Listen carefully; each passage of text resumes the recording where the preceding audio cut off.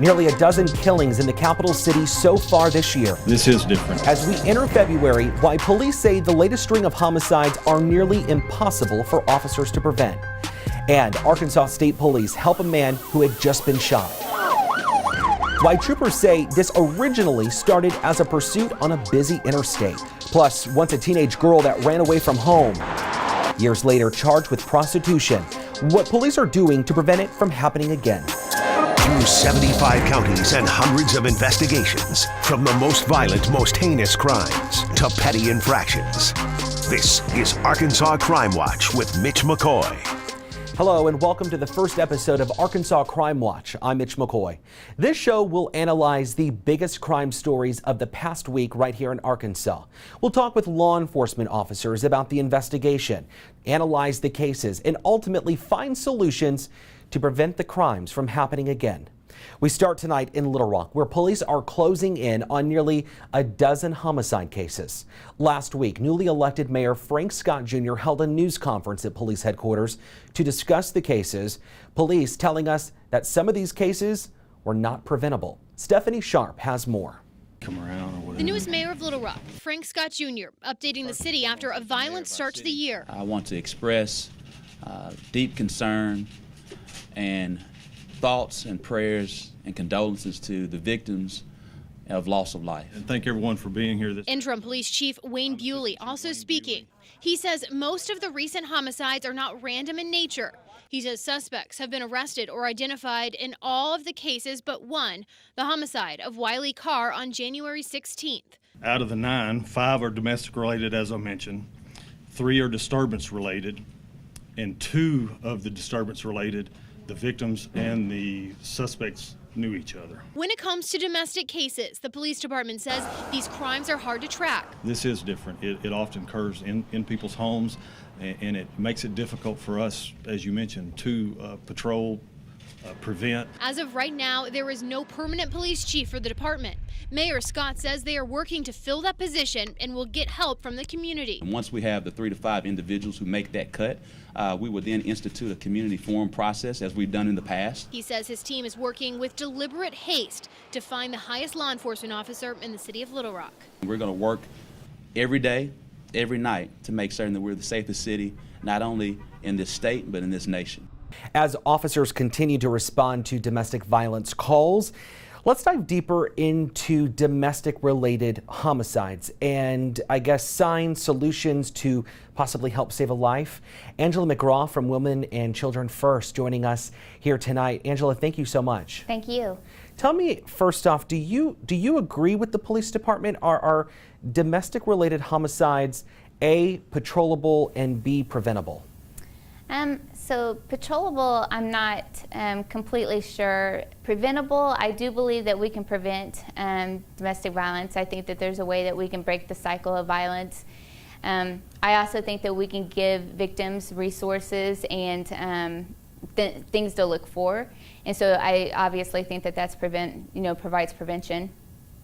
How many domestic violence shelters are there in the city of Little Rock, and are they full?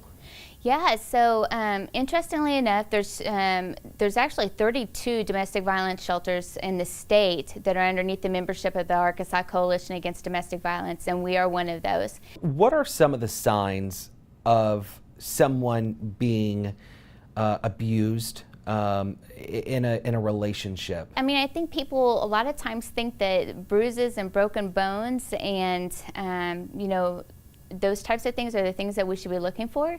Interestingly enough, that is not what we most often see. I think that if you was to come into our shelter, although right now we have some really severe cases that have physical violence attached to them, but most of the time you're seeing verbal and mental abuse.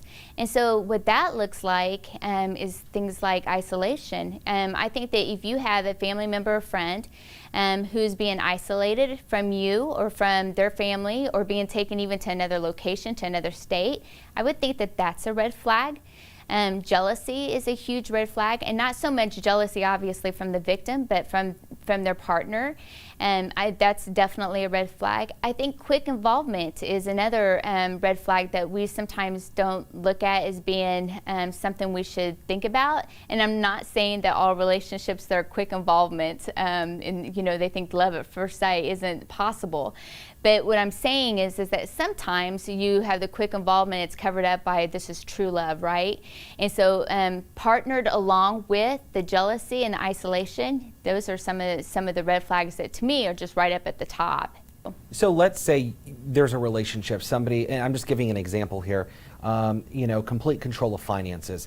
Is there progression in aggression with these relationships? I mean, could it start one way and then progress into something more serious? So absolutely, and that's definitely the way that you would see it happen. We do not get into relationships so that we can get beat up, either verbally, mentally, or even physically, right? I mean, you go into relationships because you love the person that you're with. And even victims, when they're in domestic violence situations, really for the most part still love their partner. It does follow a cycle though. There's a cycle that's an escalation phase. So a lot of our victims that we talk to through listening to them, they'll share with us that this feels like walking on eggshells. Sometimes it's like a roller coaster ride for them. And so the abuser in this stage a lot of times is using more drugs and alcohol, is a lot of Dr. Jekyll, Mr. Hyde, like going from one emotion to the next emotion, and so you're really not sure what's happening, and being very critical, making sure, you need to make sure that dinner's on time, the kids are in bed, everything is just in place, right? And so the victim is doing everything they can right now to make sure that they're appeasing their partner. And then we have this assault, and the assault at the beginning of a relationship would look like throwing things, verbally yelling at you, slamming doors, those types of things. But later on in a relationship, that might be where you would have the physical violence, you would have maybe rape that's happening in a partnership, or even, homicide, which is where we've had a lot of that this year, right? That's where, it even gets to that point. And then we have this incredible stage of honeymoon stage. And, of course, that just is exactly what it says. And the assault, they were trying to survive. Now they're being kind of manipulated into believing that their abuser really wants this to work, get some counseling for us. We're going to do whatever we can to make this relationship work between us. And the victim really believes that. There's no reason why they shouldn't believe that. This is the person that they fell in love with. And so obviously they want to stay with them. And so a lot of times if they've left, they come back home during that stage. They'll get gifts. There'll be a lot of really good times during that time. But the thing about it is every time that cycle completes itself, the more severe it becomes, the more frequent it becomes, and what we end up seeing a lot of times, and sometimes to the point where the homicide happens, is the honeymoon stage disappears altogether. All right. Angela McGraw from Women and Children First right here in Little Rock, thank you very much for your time. Thank you so much. Late last week, newly elected Mayor Frank Scott Jr. announced his top 10 list who want to be the next Little Rock police chief. The list includes law enforcement from Los Angeles, Chicago, Atlanta, and Dallas. We're told over the next 2 weeks, interviews with these candidates will take place. Mayor Scott says the city will work to cut that list down, then people who live in Little Rock will help choose the finalists. And once we have the 3 to 5 individuals who make that cut, we would then institute a community forum process as we've done in the past. No dates for those community meetings have been announced yet. Take a look at this dramatic dash cam footage released last week. You can see Arkansas State troopers try and stop this car on Interstate 630 in downtown Little Rock. You can see the Capitol right there. Take a listen to what happens moments after when troopers find who's inside. Keep them up. Item 35 on north. Troopers cited the driver for not stopping. That shooting victim will survive. Police say he targeted the wrong person, allegedly trying to purse snatch an innocent woman near Arkansas Children's Hospital. Little Rock police say a man and woman were fighting over her purse after officers say Anthony Thornton came up behind her and grabbed it. This happened at the intersection of 13th and Bishop. Police say the victim was punched in the face. The suspect was arrested. The woman was not seriously hurt. A woman is behind bars tonight after a prostitution bust at a West Little Rock motel. Tyler Thomason explains the girl's troubled past and why officers are creating a new program to prevent cases like this from happening again.